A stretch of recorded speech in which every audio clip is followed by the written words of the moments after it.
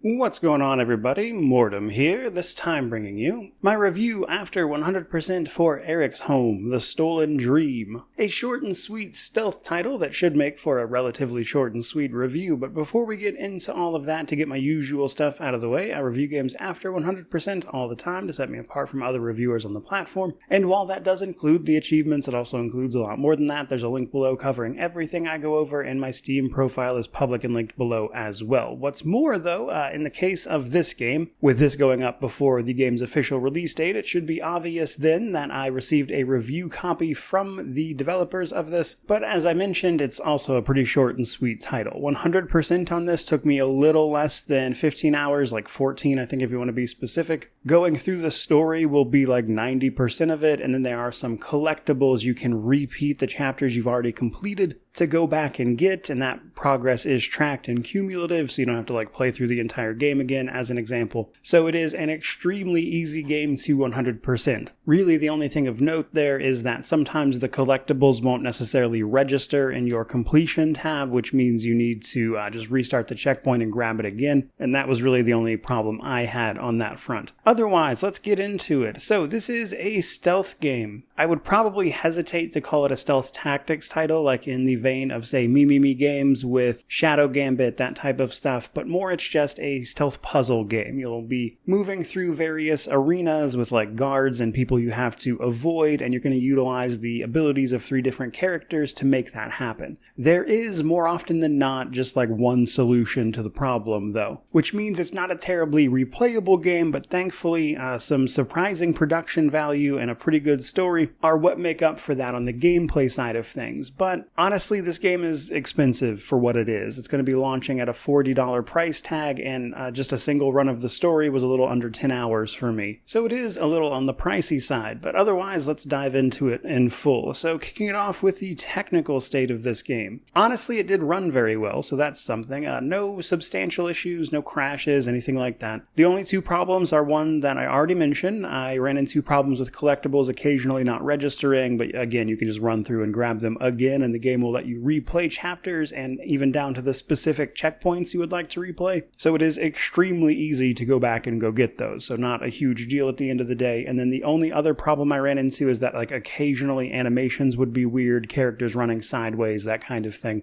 But that is really the only bit of trouble that I ran into, so seems to be running pretty well, at least for me, and hopefully for you as well, but obviously the full release will tell us about that. Next up, let's talk about the story setup and my thoughts on it. So, the story I think really is a big draw here. The stealth gameplay and the puzzles are pretty fun and engaging, but the story is a huge portion of this. There is really quite a big focus on the story specifically, and to that end, I obviously don't want to spoil that for people. So if you don't want to hear anything about it, go ahead and skip ahead, but otherwise I'm going to give you kind of the bare bones basics. This game takes place in like an island sort of city-state called Eriksholm. Eriksholm is dealing with a variety of problems, such as threats from the foreign Sakine, a nation who seems bent on overtaking the Rosmark Empire, or country, or whatever else you want to call it, that you are a part of. And to make matters worse, there's also a big disease going around called the Heartpox. When we start the game, our character, our sort of main character anyway, Hannah, is just recovering from that disease, which, while not completely fatal, has a very high mortality rate. Her brother, Herman, has been helping her through this sickness, and they're kind of taking care of each other, and they have this big dream about escaping the slum that they live in called Cutter's Hill and escaping to a place called the Apple Gardens. Herman, in service of this, has been working some extra shifts down at the bay in order to make things happen, and he's supposed to come back one night and just kind of doesn't, and police barge into your room asking about where your brother is, and it becomes very clear very quickly that obviously we're not going to get along with them and start running away from them, and it turns out that Hannah actually has a bit of a past of childhood crime, having been a member of a little gang that teaches them how to, like, obviously stealth around and steal and everything, but she left it some time ago. I tell you all this because this actually gives her access to some of her abilities that she's going to use to escape the various authorities we run into, as we learn all about what exactly these police are after your brother Herman for, the bigger political machinations behind the entire plot,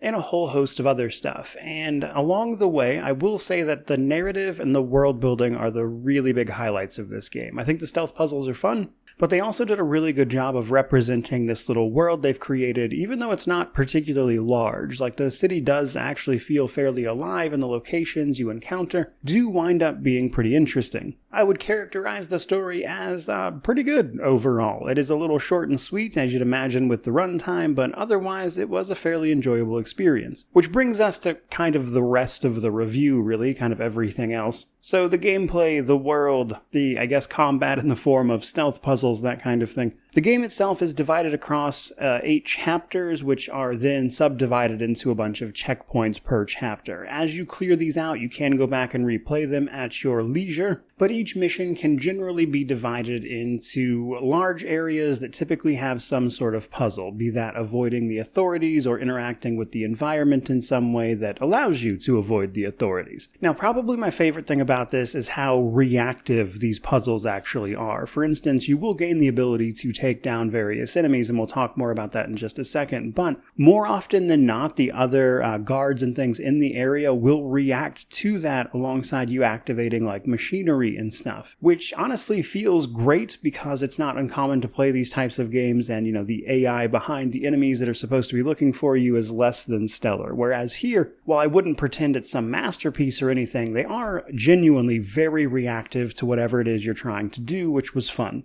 And it makes the puzzles feel a little more action-oriented. Now, it is not just Hannah, though. We are going to pick up 2 other characters, Alva and Sebastian, with their own skills and everything. So Hannah can crawl into vents that is only available to her. She also gets sleep darts to put enemies out, though it takes a couple seconds, so you have to do it carefully from cover. Alva has a slingshot, which means she can use pebbles to distract enemies and create noise, but also activate things like, say, swarms of birds to get enemy attention, or even knock out lights as an example. Once you pick up Alva, the game starts playing around a fair bit with things like light and shadow, as that's a pretty big deal as well. She can also climb up gutters and things like that to get up places where the others can't. Sebastian, on the other hand, is able to swim, first and foremost, but he's also able to physically knock out some guards. So the later missions, where you're utilizing all 3 of these, really sees you trying to execute a bunch of orders all at once. And ironically, I just wanted to throw this out here somewhere when we talk about the Steam Deck, I found this game a little bit harder to play on controller because on PC it's very easy to very quickly execute a bunch of different commands all at once to get people where you want them and need them to take care of these puzzles.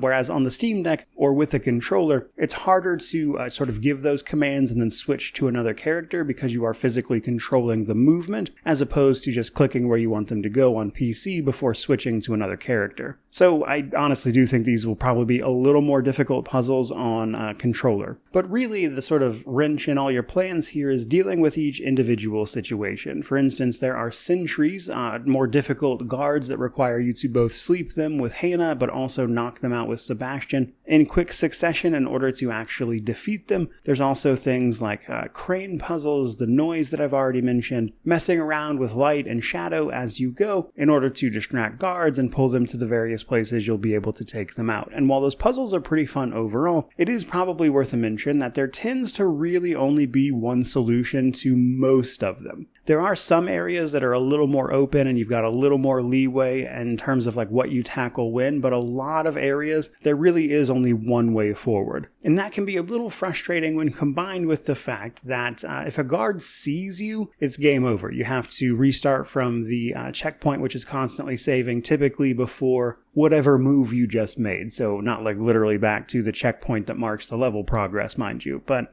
the problem here is I feel like that's probably a little too restrictive because sometimes it doesn't make a ton of sense. Like, for instance, if there's only one guard around and I hit him with a sleep dart and he spins around and sees me, the sort of reasoning behind the, you failed screen there is that that guard will have blown his whistle and called reinforcements or whatever. But I feel like if it only takes these sleep darts a couple seconds to actually work and there's like a split second when this guy sees you, it just seems unrealistic to me. that he would actually be able to shout for the alarm in some cases. Now, that's not a huge deal because it's not like a terribly difficult game and you just go right back again to try it again like you had quick saved or something. So it's not exactly the end of the world. It's just a kind of thing that's slightly annoying as an example. So as a bit of criticism, I would say those are my two main ones, is that I wish there were a little more variance in how you could proceed, and also that the detection leading to an instant fail was a little more generous at times. But honestly, nothing that really is the end of the world.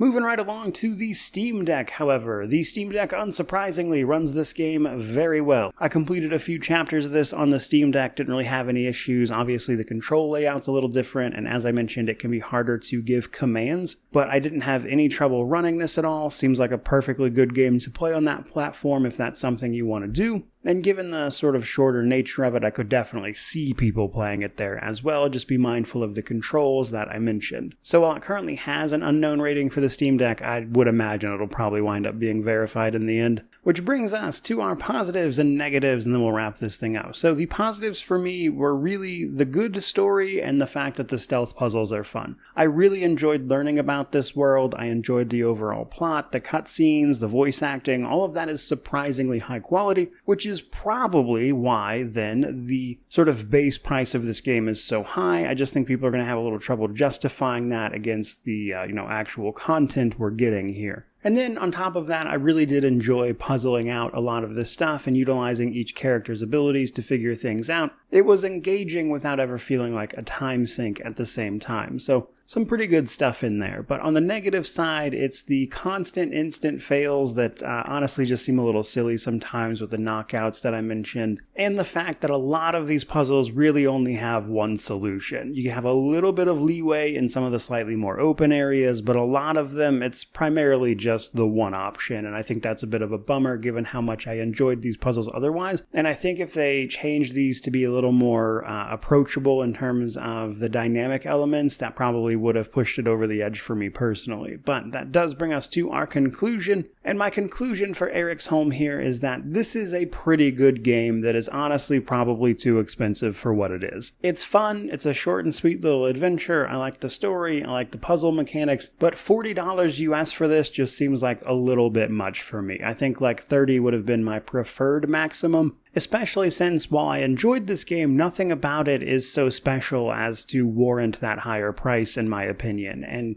as a result of that, if you've got the extra money to burn and that's not a huge deal to you, then yeah, it's a pretty fun experience. But if you really don't want to spend that bit extra, then for starters, you can check out a demo that's available over on Steam to see if it's up your alley to begin with. But for most people, I would say this is probably going to wind up being a buy on sale. But in either case, if you find yourself seeing this game at a price point you're comfortable with, it's a pretty good experience, and I had a fair bit of fun with it, especially as a sort of palate cleanser as I move to, of course, review other things. But for today, that's pretty much going to do it. Hope you enjoyed the review. If you did, don't forget to like, comment, subscribe, all that YouTube jazz. But regardless of any of that, truly, just thank you so much for watching. I really do appreciate it. May you wander in wisdom and have an amazing day.